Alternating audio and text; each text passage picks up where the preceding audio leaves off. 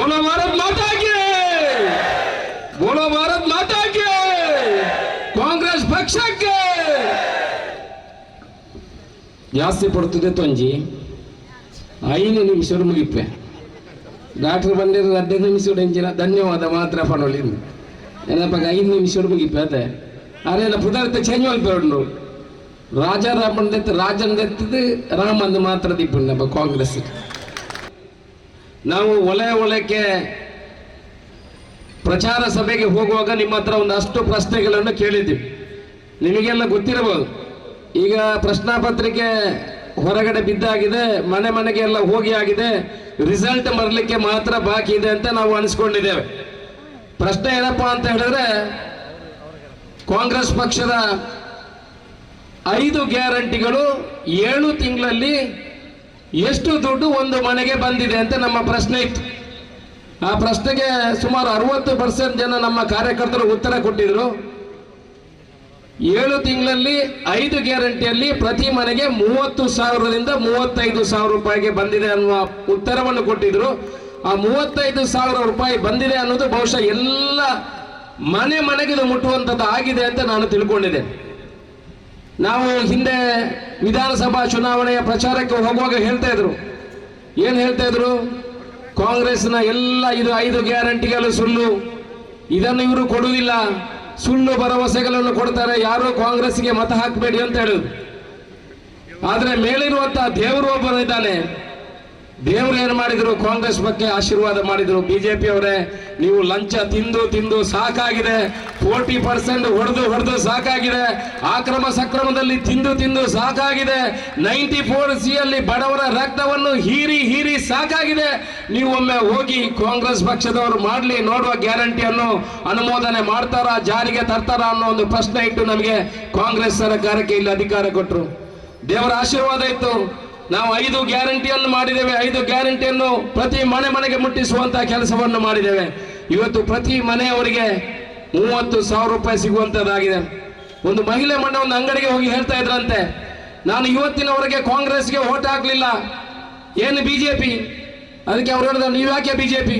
ಅವು ಹೆಂಚಿನ ಗೊತ್ತಿದ್ದು ಏನು ಬಿಜೆಪಿ, ಏನು ಇನಿ ಮುಟ್ಟ ಕಾಂಗ್ರೆಸ್ಗೆ ಓಟ್ ಮಾಡಿದ್ಜಿ ಅಂಡ ನನ್ನದು ಬುಕ್ಕ ಅನ್ನ ಏನು ಖಂಡಿತ ಬಿಜೆಪಿಗೆ ಓಟ್ ಮಾಡಿಜಿ, ಏನು ಕಾಂಗ್ರೆಸ್ಗೆ ಓಟ್ ಮಾಡಬೇ ಎನ್ನ ಕೆಕ್ಕಳಿತ್ತು ನಾ ಚೈನೆ ಇತ್ತೆ ಕಾಂಗ್ರೆಸ್ ಕರ್ನಾಟಕದ ಕಾಂಗ್ರೆಸ್ ಸರ್ಕಾರ ಕೊರ್ನಂಚಿನ ಈ ದುಡ್ಡು ಬರ್ತದ ಐದಾದ ನಾನೇನು ಕಾಂಗ್ರೆಸ್ ಇದು ದಪ್ಪದತ್ತ ಒಂದು తెలుపుದ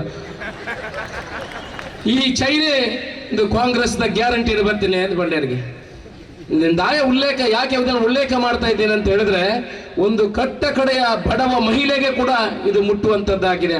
ಆನಂತರ ಏನ್ ಹೇಳಿದ್ರು, 5 ಗ್ಯಾರಂಟಿಗಳು ಬಂದ ಕೂಡಲೇ ಆನಂತರ ಚುನಾವಣಾ ಪ್ರಚಾರ ಸಮಯದಲ್ಲಿ ಏನು ಹೇಳಿದ್ರು, ನಿಮ್ಮ ಹತ್ರ ಕೊಡಿ, ಕಾಂಗ್ರೆಸ್ಗೆ ಮತ ಕೊಡಿ, ನಿಮ್ಮ ಮಗಳು ಮನೆಯಿಂದ ಹೋದವಳು ವಾಪಸ್ ಬರುವುದಿಲ್ಲ, ನಿಮ್ಮ ಮಗ ಒಣಗಿಯಿಂದ ವಾಪಸ್ ಹೋದ್ರೆ ಜೈಲಲ್ಲಿ ಕಾಣುವಂತಹ ಪರಿಸ್ಥಿತಿ ಆಗಿ ನಿರ್ಮಾಣ ಆಗ್ತದೆ, ಯಾವತ್ತು ನೀವು ಕಾಂಗ್ರೆಸ್ಗೆ ಮತ ಕೊಡಬೇಡಿ ಅನ್ನೋ ವಿಚಾರವನ್ನು ಬೇರೆ ಪಕ್ಷದವರು ಹೇಳಿದ್ರು. ಇವತ್ತು ಏನಾಯ್ತು, ಮನೆಯಿಂದ ಹೋದ ಹೆಣ್ಣು ಮಗಳು 7 ಗಂಟೆಗೆ ಬರುವವಳು 6 ಗಂಟೆಗೆ ಬರ್ತಾಳೆ. ಗೃಹ ಲಕ್ಷ್ಮಿಯನ್ನು ತಂದಿರ್ಲು, ಗೃಹ ಜ್ಯೋತಿಯನ್ನು ತಂದ್ಲು, ಶಕ್ತಿಯನ್ನು ತಂದ್ಲು, ಯುವ ನಿಧಿಯನ್ನು ತಂದ್ಲು, 30,000 ರೂಪಾಯಿ ಅವಳಿಗೆ ಮನೆಗೆ ಬರುವಂತದ್ದಾಯಿತು. ಅವಳು ಮಾಡುವಂತಹ ಕೆಲಸ ಕಡಿಮೆ ಆಯಿತು. 7 ಗಂಟೆಗೆ ಬರುವವಳು 6 ಗಂಟೆಗೆ ಬಂದು ಮನೆ ಆರ್ಥಿಕ ಪರಿಸ್ಥಿತಿ ಗಟ್ಟಿ ಆಯಿತು. ಮನೆ ಯುವಕನಿಗೆ ಕೆಲಸ ಸಿಗುವಂತದ್ದಾಗಿದೆ. ಮನೆ ಯುವಕ ಏನು ಜಾತಿ ಧರ್ಮದ ಬಗ್ಗೆ ಕೆಲಸ ಮಾಡ್ತಾ ಇದ್ರು, ಜೈಲಿಗೆ ಹೋಗುವವನು ಜೈಲಿಗೆ ಹೋಗ್ಲಿಲ್ಲ, ನ್ಯಾಯ ಸಿಕ್ಕಿದೆ ಅವನಿಗೆ, ನ್ಯಾಯದ ಮುಖಾಂತರ ಮನೆಗೆ ಬೇಗ ಬಂದು ಕೆಲಸ ಮಾಡುವಂತದ್ದಾಗಿದೆ. ಅವನ ಆಕ್ರಮ ಸಕ್ರಮ ಆಗಿದೆ, ಅವನ ಮನೆಯ ಅಡಿಸ್ತಲ ಅವನ ಹೆಸರಿಗೆ ಆಗಿದೆ. ಇಲ್ಲಿ ಏನು ಬೇಕು, ಏನು ಹೇಳಲಿಕ್ಕಿಲ್ಲ ಬಿಜೆಪಿ ಅವರಿಗೆ.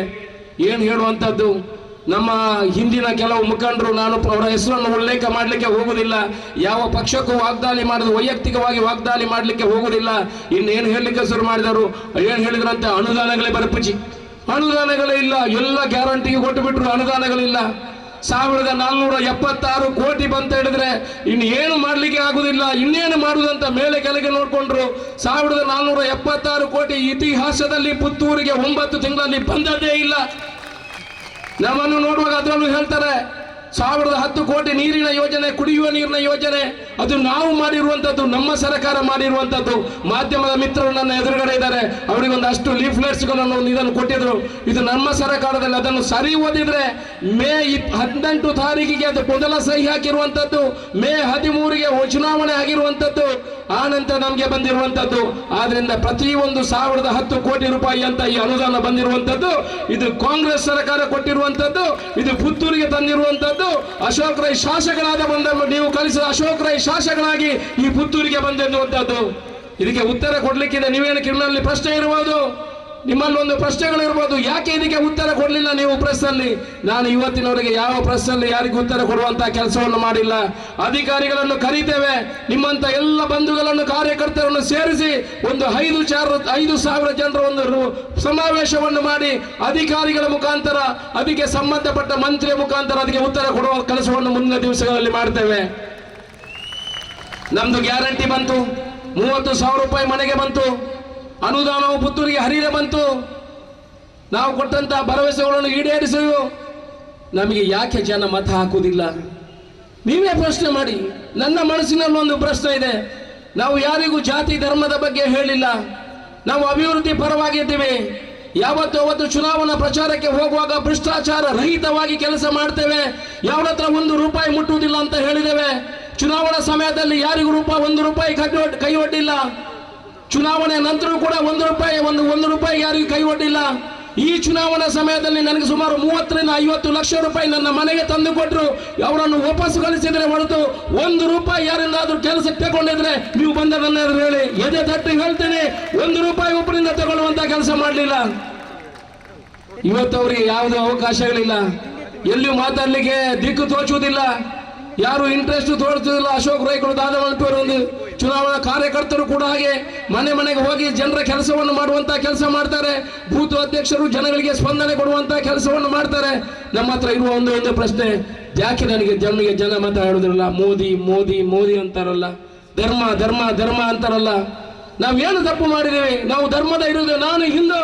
ನಾನು ಎದೆ ತಟ್ಟಿ ಹೇಳ್ತೇನೆ, ಅಶೋಕ್ ಕುಮಾರ್ ರೈ ಪುತ್ತೂರಿನವರು ಹಿಂದೂ ಅಂತ ಹೇಳಲಿಕ್ಕೆ ನಾನು ಇಚ್ಛೆ ಪಡ್ತೇನೆ. ನನ್ನ ಧರ್ಮವನ್ನು ಅತ್ಯಂತ ಪ್ರೀತಿ ಮಾಡ್ತೇನೆ. ಇನ್ನೊಬ್ಬರ ಧರ್ಮವನ್ನು ವಿರೋಧ ಮಾಡುವುದಿಲ್ಲ, ಖಂಡಿತ ಇನ್ನೊಬ್ಬರ ಧರ್ಮವನ್ನು ವಿರೋಧ ಮಾಡುವುದಿಲ್ಲ. ಅದಕ್ಕೆ ಗೌರವ ಕೊಡುವಂತಹ ಕೆಲಸವನ್ನು ನಾವು ಮಾಡ್ತೇವೆ. ಇದು ನಿಜವಾದ ಹಿಂದೂಗಳು. ಯಾವ ಧರ್ಮದಲ್ಲೂ ಕೂಡ ಇನ್ನೊಂದು ಧರ್ಮವನ್ನು ಹೀಯಾಳಿಸಬೇಕು, ಇನ್ನೊಂದು ಧರ್ಮದಲ್ಲಿ ಅನ್ಯಾಯ ಮಾಡಬೇಕು ಅಂತ ಯಾವ ಧರ್ಮದಲ್ಲೂ ಕೂಡ ಬರ್ತಿಲ್ಲ. ತಂದು ತೋರಿಸಿ, ನಮಗೆ ತಂದು ತೋರಿಸಿ. ಮೋದಿ ಮೋದಿ ಮೋದಿ ಅಂತಾರಲ್ಲ, ಏನು ಮಾಡಿದ್ದಾರೆ? ಈ ದೇಶದ ಪ್ರಧಾನಿ ಬಗ್ಗೆ ನಮಗೆ ಗೌರವವಿದೆ, ಶ್ರೀಮಾನ್ ನರೇಂದ್ರ ಮೋದಿ ಅವರ ಬಗ್ಗೆ ಗೌರವವಿದೆ. ಅವರ ವಿರುದ್ಧವಾಗಿ ಮಾತಾಡುವಂತಹ ಶಾಸಕ ಈ ಪುತ್ತೂರಿನ ಶಾಸಕನಲ್ಲ.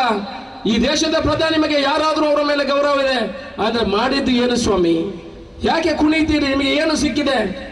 ಭಾರಿ ಒಡ್ಡೆ ಮಾಡ್ತೀರಿ, ಹೆಂಚಿನ ಮಾಡ್ತೀರಿ. ನಿಮಗೆಲ್ಲ ಗೊತ್ತಿರ್ಬೋದು, ಹಿಂದೆ ಅಟಲ್ ಬಿಹಾರಿ ವಾಜಪೇಯಿ ಅವರು ಈ ದೇಶದ ಪ್ರಧಾನಿ ಆಗಿದ್ರು. ಎಲ್ಲ ಪಕ್ಷದವರು ಹೇಳ್ತಾ ಇದ್ರು, 1 of the best prime minister of India. ಎಲ್ಲರೂ ಹೇಳ್ತಾ ಇಲ್ವಾ? ಆನಂತರ ಏನಾಯ್ತು? ಅಟಲ್ ಬಿಹಾರಿ ವಾಜಪೇಯಿ ಅವರು ಹೋದ ನಂತರ ಮನಮೋಹನ್ ಸಿಂಗ್ ಬಂದ್ರು. ಮನಮೋಹನ್ ಸಿಂಗ್ ಬಂದಾಗ ಎಲ್ಲರ ಮುಖದಲ್ಲಿ ನಗು ಬಂತು, ಎಲ್ಲರ ಕೈನಲ್ಲಿ ಚೈನ್ ಬಂತು, 2 ವಾಚ್ ಬಂತು, ಚೈನ್ ಗಂಟ್ಲಿಗೆ ಬಂತು, ಅಕ್ಕಂದಿರಲ್ಲಿ ದೊಡ್ಡ ನೆಕ್ಲೆಸ್ ಬಂತು. ಇಲ್ಲಿ ಕೂತವರು ರಿಯಲ್ ಎಸ್ಟೇಟ್ ದೊರೆಗಳ ಹತ್ರ ಎಲ್ಲ ದುಡ್ಡು ಹಟ್ಟಿ ಬಂತು. ನೋಡಿ ಎಷ್ಟು ನಗುತ್ತಾರೆ ರಿಯಲ್ ಎಸ್ಟೇಟ್ ಮಾಡುವವರು, ವ್ಯಾಪಾರಸ್ಥರು. ಮನಮೋಹನ್ ಬಂದ ಆರ್ಥಿಕ ಪರಿಸ್ಥಿತಿ ಮೇಲೇರಿತು. ಒಳ್ಳೇದಾಗ್ಲಿಲ್ವಾ ಈ ದೇಶ? ಯಾರಿಗಾದ್ರೂ ಹೇಳಿ, ಆರ್ಥಿಕವಾಗಿ ಈ ದೇಶ ಮುಂದುವರಿಯಿತು. ನಾವು ಯಾವತ್ತು ಒಬ್ಬರಿಂದ ಒಬ್ಬರು ಒಳ್ಳೆಯವರೇ. ಈಗ ಒಳ್ಳೆ ಹೈಬ್ರಿಡೇ ಬರುವಂತದ್ದು. ಹಿಂದೆ ಸುನಿಲ್ ಗವಾಸ್ಕರ್ ಈ ದೇಶದ ಕ್ರಿಕೆಟ್ ಅಲ್ಲಿ ಬಾರಿ ಚೆನ್ನಾಗಿ ಆಡ್ತಾ ಇದ್ರು, ನಿಮಗೆಲ್ಲ ಗೊತ್ತಿದೆ. ನಾವೆಲ್ಲ ಆಗ ಕ್ರಿಕೆಟ್ಗೆ ಕಮೆಂಟ್ರಿ ಕೇಳ್ತಾ ಇದ್ವಿ. ಒಂದು ಮರದಲ್ಲಿ, ಗೇರು ಬೀಜದ ಮರದಲ್ಲಿ ಕಮೆಂಟ್ರಿ ಕೇಳಿದ್ರೆ ನಿಮ್ಮ ಸುನಿಲ್ ಗವಾಸ್ಕರ್ ಔಟ್ ಆಗ್ಬಾರ್ದು ಅಂತ ಹೀಗೆ ಕಾಲು ಇಟ್ಟು ನೋಡಿದ್ರೆ ಅವರು ಆಟೋಗರಿಗೆ ಕಾಲು ಕೆಳಗೆ ಆಗ್ತಾ ಇರಲಿಲ್ಲ, ಎಲ್ಲಾದ್ರೂ ಅವ್ರು ಔಟ್ ಆಗ್ತಾರೆ ಅಂತ. ಆನಂತರ ಏನಾಯ್ತು? ಸುನಿಲ್ ಗವಾಸ್ಕರ್ ಹೋದ್ರು. ಯಾರು ಬಂದ್ರು? ಸಚಿನ್ ತೆಂಡೂಲ್ಕರ್ ಬಂದ್ರು. ಸುನಿಲ್ ಗವಾಸ್ಕರ್ ಅವರ ಎಲ್ಲ ರೆಕಾರ್ಡ್ ಅನ್ನು ಮುಡಿದ್ರು. ಸಚಿನ್ ತೆಂಡೂಲ್ಕರ್ ಇರುವಾಗ ಇಲ್ಲಾಂದ್ರೆ ಕ್ರಿಕೆಟೇ ಇರಲಿಲ್ಲ. ಸಚಿನ್ ತೆಂಡೂಲ್ಕರ್ ಹೋದ ನಂತರ ಯಾರು ಬಂದ್ರು? ಧೋನಿ ಬಂದ್ರು. 1 ಓವರ್ಲಿ 6 ಸಿಕ್ಸ್ ಹೊಡಿಲಿಕ್ಕೆ ಶುರು ಮಾಡಿದ್ರು. ಆಯ್ತು, ಸಚಿನ್ ತೆಂಡೂಲ್ಕರ್ದು ಲೆಕ್ಕನೇ ಇಲ್ಲ. ಧೋನಿ ಹೋಗಿದ್ದಾರೆ. ಈಗ ವಿರಾಟ್ ಕೊಹ್ಲಿ ಬಂದ್ರು. ಹೊಡಿದೆ 125 ಓವರ್ಗೆ 100 ರನ್ ಹೊಡಿಲಿಕ್ಕೆ ಶುರು ಮಾಡಿದ್ರು. ಇದನ್ನು ಯಾಕೆ ನಾನು ಉಲ್ಲೇಖ ಮಾಡ್ತಾ ಇದ್ದೇನೆ ಅಂತ ಹೇಳಿದ್ರೆ, ಒಬ್ಬರಿಂದ ಒಬ್ಬರು ಹೈ ಸ್ಪೀಡ್ ಹೈಬ್ರಿಡ್ ಇರುವಂತವರು. ನಿಮ್ಮ ಮಕ್ಕಳು ನೋಡಿ, ನೀವು ಮೊಬೈಲ್ಗೆ ನೀವು ನಿಮ್ಮ ಕೈಯಲ್ಲಿ ಕೊಟ್ರೆ ನಿಮ್ಮ ಮೊಬೈಲ್ ಇಡೀ ಪರಿಸ್ಥಿತಿ ಅಲ್ಲಿಂದ ಇದು ತೆಗಿಬೇಕು ಅದು ತೆಗಿಬೇಕು. ಈಗಲೂ ಕೆಲವರು ಫೋನ್ ಮಾಡುವಾಗ ಹೇಳ್ತಾರೆ, ಹೆಂಗಾಯ್ತು ನಂಬರ್ ದೆಪ್ಪರ ಆಪಿಜನ್ನ ಅವ್ರ ನಂಬರ್ ದಿಗುಜಿ ಅಂತ. ಏನಿಲ್ಲ, ಲೌಡ್ ಸ್ಪೀಕರ್ ಹಾಕಿದ್ರೆ ನಂಬರ್ ತೆಗಿಲಿಕ್ಕೆ ಆಗ್ತದೆ. ಆದ್ರೂ ಗೊತ್ತಿಲ್ಲ, ನಿಮ್ಮ ಮಗನಿಗೆ ಕೊಡಿ ಅಂತೆ ಫೋನು, ಒಂದು ನಿಮಿಷದಲ್ಲಿ ಎಲ್ಲ ಹೊರಗಾಗ್ತಾನೆ ಅದರಿಂದ ತೆಗೆದದ್ದು. ಇದನ್ನು ಯಾಕೆ ನಾನು ಉಲ್ಲೇಖ ಮಾಡ್ತಾ ಇದ್ದೇನೆ ಅಂತ ಹೇಳಿದ್ರೆ, ಎಲ್ಲರೂ ಒಬ್ಬರಿಂದ ಒಬ್ಬರು, ನನ್ನನ್ನು ಪ್ರೈಮ್ ಮಿನಿಸ್ಟರ್ ಮಾಡಿ, ದೇಶದ ಪ್ರೈಮ್ ಮಿನಿಸ್ಟರ್ ಮಾಡಿ, 6 ತಿಂಗಳಿಗೆ ಅಶೋಕ್ ರೈಯನ್ನು ಪ್ರೈಮ್ ಮಿನಿಸ್ಟರ್ ಮಾಡಿ ನೋಡಿ ಹೇಗೆ ಇಂಪ್ರೂವ್ಮೆಂಟ್ ಮಾಡ್ತೇನೆ ಅಂತ. You see that roll, you see that roll. ಆಗುದಿಲ್ವಾ? ಯಾರು ಮಾಡಿದ್ರು ಇದನ್ನು ಯಾಕೆ ನಾನು ಉಲ್ಲೇಖ ಮಾಡಿದ್ದೇನೆ ಅಂತ ಹೇಳಿದ್ರೆ, ಯಾರನ್ನು ಪ್ರೈಮ್ ಮಿನಿಸ್ಟರ್ ಮಾಡಿದ್ರು ಅವರು ಒಬ್ಬರಿಂದ ಒಬ್ಬರು ಹೆಚ್ಚು ಗೊತ್ತಿದ್ದವರು ಅಂತ ವಿಚಾರವನ್ನು ನಾನು ಉಲ್ಲೇಖ ಮಾಡಲಿಕ್ಕೆ ಹೋಗ್ತಾ ಇದ್ದೇನೆ. ಹಿಂದುತ್ವ ಹಿಂದುತ್ವ ಹಿಂದುತ್ವ ಅಂತಾರೆ, ನಾವೇನು ಹಿಂದೂಗಳಲ್ವಾ? ನಾನು ಒಂದು ಸವಾಲನ್ನು ಹಾಕ್ತೀನಿ ಈ ವೇದಿಕೆ ಮುಖಾಂತರ. ನಾನು ಮತ್ತೆ ಪದ್ಮರಾಜ್ ಒಂದು ಕಡೆ ನಿಲ್ತೇವೆ, ಬಿಜೆಪಿ ಅವರು ಎಲ್ಲ ಪ್ರಮುಖರು ಶಾಸಕರು ಬಾಕಿಯವರೆಲ್ಲ ಒಂದು ಕಡೆ ನಿಲ್ಲಿ. ನೋಡು, ಅವರು ಹಿಂದುತ್ವಕ್ಕೆ ಮಾಡಿದಂತ ಕೆಲಸಗಳು ಎಷ್ಟಿದೆ. ಅಶೋಕ್ ಕುಮಾರ್ ರೈ ಮತ್ತೆ ಪದ್ಮರಾಜ್ ಅವರು ಮಾಡಿದ, ನಮ್ಮ ಕಾಂಗ್ರೆಸ್ ಕಾರ್ಯಕರ್ತರು ಕಾಂಗ್ರೆಸ್ನ ಪ್ರಮುಖರು ಮಾಡಿದಂತ ಎಷ್ಟು ಕೆಲಸಗಳು ಹಿಂದುತ್ವಕ್ಕೆ ಇದೆ ಅಂತ ನಾನು ತೋರಿಸಿಕೊಡ್ತೇನೆ. ಆಗ್ಲಿ, ನಾವೆಷ್ಟು ಬ್ರಹ್ಮಕಲಶ ಮಾಡಿದ್ದೇವೆ, ನಾವೆಷ್ಟು ಜೀರ್ಣೋದ್ಧಾರ ಮಾಡಿದ್ದೇವೆ, ನಾವೆಷ್ಟು ಭಜನಾ ಮಂದಿರ ಕಟ್ಟಿದ್ದೇವೆ, ನಾವೆಷ್ಟು ದೈವಸ್ಥಾನ ಕಟ್ಟಿದ್ದೇವೆ. ಅವರು ಹೇಳಿ ಅವರು ಕಟ್ಟಿದಾನೆ. ನೋಡ, ಯಾರು ಹೆಚ್ಚು ಧರ್ಮದ ಬಗ್ಗೆ ಕೆಲಸ ಮಾಡಿದವರು. ಇವ್ರದ್ದು ಡೂಪ್ಲಿಕೇಟ್ ಹಿಂದುತ್ವ ಸ್ವಾಮಿ, ಇವ್ರದ್ದು ಡೂಪ್ಲಿಕೇಟ್ ಹಿಂದುತ್ವ. ಹಿಂದುತ್ವ ಅಂದ್ರೆ ಏನು? ಕಷ್ಟದಲ್ಲಿರುವ ಕಟ್ಟ ಕಡೆ ವ್ಯಕ್ತಿಯ ಕಣ್ಣೀರು ಒರೆಸುವುದೇ ನಿಜವಾದ ಹಿಂದುತ್ವ. ಅದೇ ನಿಜವಾದ ಹಿಂದುತ್ವ. ಹಿಂದುತ್ವಗಾಗಿ ಹಿಂದೂಗಳಿಗೆ ಮಾಡಿದಂತ ಕೊಡುಗೆ ಏನಿದೆ ಇವ್ರದ್ದು? ನಾನು 99 ಮನೆ ಕಟ್ಟಿ ಕೊಟ್ಟಿದ್ದೇನೆ. ನೋಡ, ಇವರು ಮನೆ ಕಟ್ಟಿದ ಎಷ್ಟು ಅಂತ ಹೇಳಿ ನನಗೆ ಲೆಕ್ಕ. ನಾನು ಎಷ್ಟು ಬ್ರಹ್ಮಕಲಶ ಮಾಡಿದ್ದೇನೆ, ಇವರು ಎಷ್ಟು ಬ್ರಹ್ಮಕಲಶ ಮಾಡಿದ್ದಾರೆ ಅಂತ ಹೇಳಿ. ಎಷ್ಟು ದೈವಸ್ಥಾನ ಕಟ್ಟಿದ್ದೇನೆ, ಇವರು ಎಷ್ಟು ದೈವಸ್ಥಾನ ಕಟ್ಟಿದೆ ಹೇಳಿ. ನಾವು ದೇವಸ್ಥಾನ ಕಟ್ಟಿದಲ್ಲಿ ಕೈಯಿಂದ ದುಡ್ಡು ಹಾಕಿ ಅವರ ಜೊತೆಯಲ್ಲಿ ಸೇರಿ ಆ ದೈವಸ್ಥಾನದ ಜೀರ್ಣೋದ್ಧಾರ ಮಾಡಿದ್ದೇವೆ. ಇವರು ಹೋಗುದು ಹೇಗೆ? ಅಲ್ಲಿ ಹೋದ್ರು, ಭಾಷಣ ಬಿಗಿದ್ರು, ಇಬ್ಬರ ಮತ್ತೆ ಏನಾದ್ರು ಕಚ್ಚಾಟ ಮಾಡಿಬಿಟ್ಟು ಧರ್ಮದ ಬಗ್ಗೆ ಗಟ್ಟಿ ಊಟ ಮಾಡಿದ್ರು, ಬಂಡ ಕುಡಿದ್ರು, ಸಾಲ ಹಾಕಿದ್ರು, ರಸೀದಿ ಇಲ್ಲ, ಭದ್ರಾಡಿ ಸಿಹಿ ಇದೆ. ಇದು ಹಿಂದುತ್ವನ? ಇದು ಹಿಂದುತ್ವನ? ಸ್ವಾಮಿ, ಕೊಡುಗೆ ಕೊಡಬೇಕು, ಧರ್ಮದ ಕೆಲಸ ಮಾಡಬೇಕು, ಜನರದ್ದು ಸೇರಿಸಬೇಕು, ಭಕ್ತಿಯಿಂದ ಕೆಲಸ ಮಾಡಬೇಕು, ಆ ಧರ್ಮದಲ್ಲಿ ಕಷ್ಟದಲ್ಲಿದ್ದವರಿಗೆ ಸಹಾಯ ಮಾಡಬೇಕು.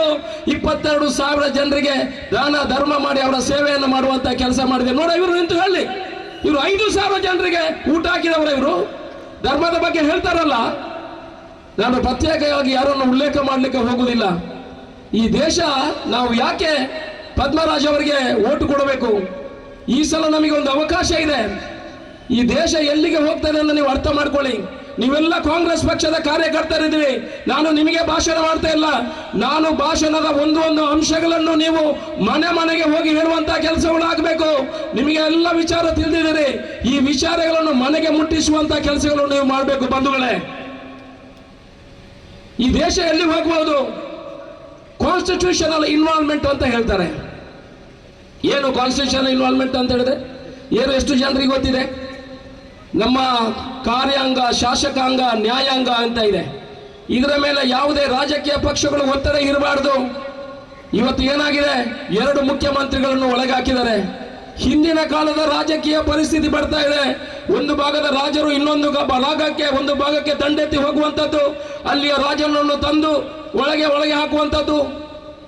ಇದೇ ರೀತಿ ಆದ್ರೆ ದೇಶಕ್ಕೆ ಮಾರಕವಾಗ್ತದೆ. ನಾನು ಹೇಳ್ತಾ ಇದ್ದೇನೆ, ಈ CBI, ED, ಇನ್ಕಮ್ ಟ್ಯಾಕ್ಸ್ ಇನ್ನು ಕೋರ್ಟಿನ ಮೇಲೆ ಪ್ರಭಾವ ಬೀರುವಂತಹ ಕೆಲಸವನ್ನು ಮಾಡ್ತಾ ಇದೆ.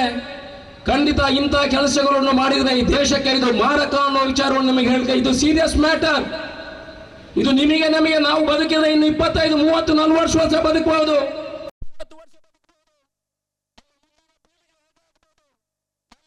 ಗೊತ್ತಿಲ್ಲದವನೊಬ್ಬ ಈ ದೇಶದ ಪ್ರಧಾನಿ ಆದ್ರೆ ಈ ತರ ದುರ್ಬಳಕೆ ಮಾಡಿದ್ರೆ, CBI, government, central government, income tax ಎಲ್ಲರನ್ನು ತಂದು ಜೈಲು ಒಳಗಡೆ ಹಾಕಿದ್ರೆ ಈ ದೇಶದ ಪರಿಸ್ಥಿತಿ ಹೇಗೆ ಆಗ್ಬಹುದು?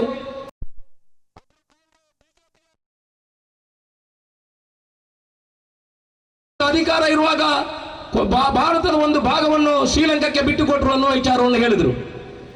ಸ್ವಾಮಿ 250 ಎಕರೆ ಜಾಗ ಶ್ರೀಲಂಕಾದಲ್ಲಿ ಇತ್ತು, ಒಂದು ಚಿಕ್ಕ ಐಲ್ಯಾಂಡ್, ಅದು ಮೊದಲೇ ಅವರ ಹೆಸರಲ್ಲಿತ್ತು, ಅವರ ಜಾಗದಲ್ಲಿ ಇತ್ತು. ಅದನ್ನು ಹೌದು ಕಾಂಗ್ರೆಸ್ ಪಕ್ಷ ಅಧಿಕಾರದಲ್ಲಿರುವಾಗ 250 ಎಕರೆ ಒಂದು ಐಲ್ಯಾಂಡ್ ಅನ್ನು ಶ್ರೀಲಂಕಾಕ್ಕೆ ಬಿಟ್ಟು ಕೊಟ್ಟದನ್ನು ಒಪ್ಪಿಕೊಳ್ತೇವೆ. ಆದರೆ ಲಡಾಖಿನಲ್ಲಿ ಮೊನ್ನೆ 2560 ಕಿಲೋಮೀಟರ್ ಜಾಗವನ್ನು ಚೈನಾದಲ್ಲಿಗೆ ಬಿಟ್ಟು ಕೊಟ್ರಲ್ಲ ಸ್ವಾಮಿ, ಇದು ನ್ಯಾಯನಾ? ಇದು ನ್ಯಾಯನಾ ಹೇಳಿ? 2560 ಎಕರೆ ಜಾಗ ಇವತ್ತು ಬಿಜೆಪಿ ಅವರಿಗೂ ಹೆದರಿಕೆ ಸ್ಟಾರ್ಟ್ ಆಗಿದೆ. ಇಂಟರ್ನಲ್ ವೈಲೇಷನ್ ಸ್ಟಾರ್ಟ್ ಆದ್ರೆ ಆ ಕಡೆಯಿಂದ ಚೈನಾದವರು ನೋಡ್ತಾ ಇದ್ದಾರೆ. ಚೈನಾದವರು ಅರ್ಧ ಶ್ರೀಲಂಕಾವನ್ನು ಒಳಗೆ ಹಾಕಿದಾಗ ಅರುಣಾಚಲ ಪ್ರದೇಶದಲ್ಲಿ 39 ನಗರಗಳಲ್ಲಿ ಅವರ ಹೆಸರನ್ನು ಇಡಬೇಕು ಅಂತ ಹೇಳ್ತಾ ಇದ್ದಾರೆ. ನಮ್ಮ ದೇಶದಲ್ಲಿ ಜಾತಿ ಮಧ್ಯೆ ಒಡಕನ್ನು ಮಾಡುವಂತ ಕೆಲಸವನ್ನು ಮಾಡ್ತಾ ಇದ್ದಾರೆ. ಒಂದು ಮನೆಯಲ್ಲಿ 5 ಜನ ಒಗ್ಗಟ್ಟಲ್ಲಿದ್ರೆ ಯಾರಿಗೂ ಏನು ಮಾಡೋಕ್ಕಾಗಲ್ಲ. ಒಬ್ಬೊಬ್ಬರ ಅಣ್ಣ ತಮ್ಮಂದಿರ ಮಧ್ಯೆ ಒಡಕು ಬಂದ್ರೆ ಏನಾಗ್ತದೆ? ಪಕ್ಕದ ಮನೆಯವನು ಹೇಳ್ತಾನೆ, ದಾನೆ ಕೇಳನೆ ಪಾಲಿಗೆಂಡ್ರ ಜನಕ್ಕೆ ಅಂತ ಮಧ್ಯದಲ್ಲಿ ಮೆಲ್ಲ ವಿಷ ಬೀಜವನ್ನು ಹಾಕುವಂತ ಕೆಲಸ ಮಾಡ್ತಾರೆ. ನಾವು 5 ಜನ ಅಣ್ಣ ತಮ್ಮಂದಿರಿದ್ದಾರೆ, ನಮ್ಮ ಮಧ್ಯದಲ್ಲಿ ಏನಾದ್ರೂ ಕೇಳ್ತಾರೆ, ನಮ್ಮದ್ರಲ್ಲಿ ಒಂದೇ ಜೊತೆಯಲ್ಲಿ ಇದ್ರೆ ಏನು ಮಾತಾಡ್ಲಿಕ್ಕೆ ಹೋಗುದಿಲ್ಲ. ಎಲ್ಲಾದ್ರೂ ವ್ಯತ್ಯಾಸಗಳು ಬಂದ್ರೆ ಹೇಳ್ತಾರೆ, ಅಶೋಕ್ ರೈಗಳೇ ಭಾರಿ ದುಡ್ಡು ಮಲ್ಪಿಯವರು ದಾಯನಿಗಳು ಎಲ್ಲೇ ಕೇಸ್ ಮಾಡ್ಲಿ ಅಂತ. ಸೊ ದೇಶದಲ್ಲೂ ಹಾಗೆ, ಇಲ್ಲೂ ಹಿಂದೂ ಮುಸ್ಲಿಂ ಜಾತಿ ಮಧ್ಯೆ ವ್ಯತ್ಯಾಸಗಳು ಬಂದ್ರೆ ಬೇರೆ ದೇಶ ನಮ್ಮ ಮೇಲೆ ಆಕ್ರಮಣ ಮಾಡುವಂತಹ ಸಮಯಗಳು ಬರ್ತದೆ. ನಾನು ನಿಮ್ಮ ಹತ್ರ ಇಷ್ಟೇ ಹೇಳುವಂತದ್ದು, ನೀವೆಲ್ಲ ಮನೆಗೆ ಹೋಗಿ ನಮ್ಮ ವಿಚಾರಗಳನ್ನು ಹೇಳುವಂತಹ ಕೆಲಸಗಳು ಮಾಡಬೇಕು. ಇವತ್ತು ಎಲ್ರಿಗೂ 30,000 ರೂಪಾಯಿ ಬಂದು ಎಲ್ರಿಗೂ ಸಂತೋಷದಲ್ಲಿದ್ದಾರೆ. ನಾವು ಹಿಂದೆ ಚುನಾವಣಾ ಪ್ರಚಾರ ಮನೆಗೆ ಹೋಗುವಾಗ ಏನು ಹೇಳ್ತಾ ಇದ್ರು?